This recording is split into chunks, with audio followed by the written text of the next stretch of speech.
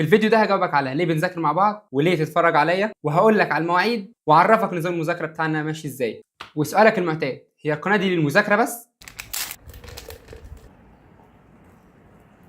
ليه بنذاكر مع بعض؟ بكل بساطه عشان لما بتذاكر لوحدك بتزهق، انما لما تلاقي حد بيذاكر معاك بتحس انك مش لوحدك وفي حد بيشدك معاه، ده غير وقت البريك اللي بنفضل نتكلم فيه. طب ليه تتفرج عليا؟ عشان انا زيك بالظبط، مش شخص بيرفكت بس بحاول التزم. هنشد مع بعض، ولو وقعت هشجعك وهفكرك تقوم، وده بيخليك تلتزم اكتر، ان يكون حد واقف على ودانك ويقول لك يلا ذاكر.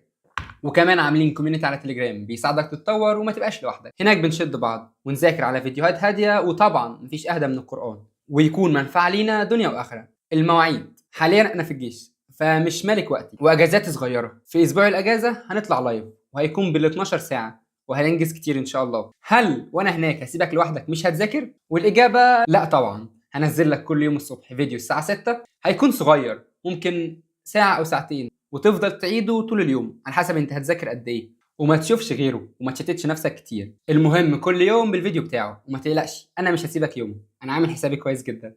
بص، ما هو انت لازم تذاكر وتخلص اللي وراك كده كده. ونيجي لتالت حاجه، هو نظام المذاكره. مقسمين الساعه كامله بنظام البومودورو، 50 دقيقه مذاكره و10 دقائق بريك. بمعنى اصح نذاكر في ال 50 دقيقه ونفصل في ال 10 دقائق. وبالنسبه لي طبعا البريك اهم من المذاكره عشان نفصل ونرجع نكمل واحنا رايقين. وطبعا اوقات الصلاه بناخد فيها بريك حلو كبير شويه. هو يبان نظام بسيط بس صدقني بيفرق كتير. والسؤال الاخير، هل القناه دي للمذاكره بس؟ والاجابه هي لا.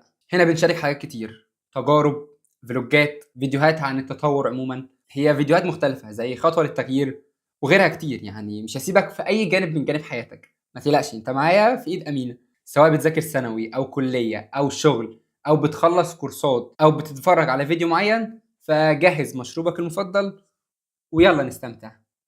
Come on let's go.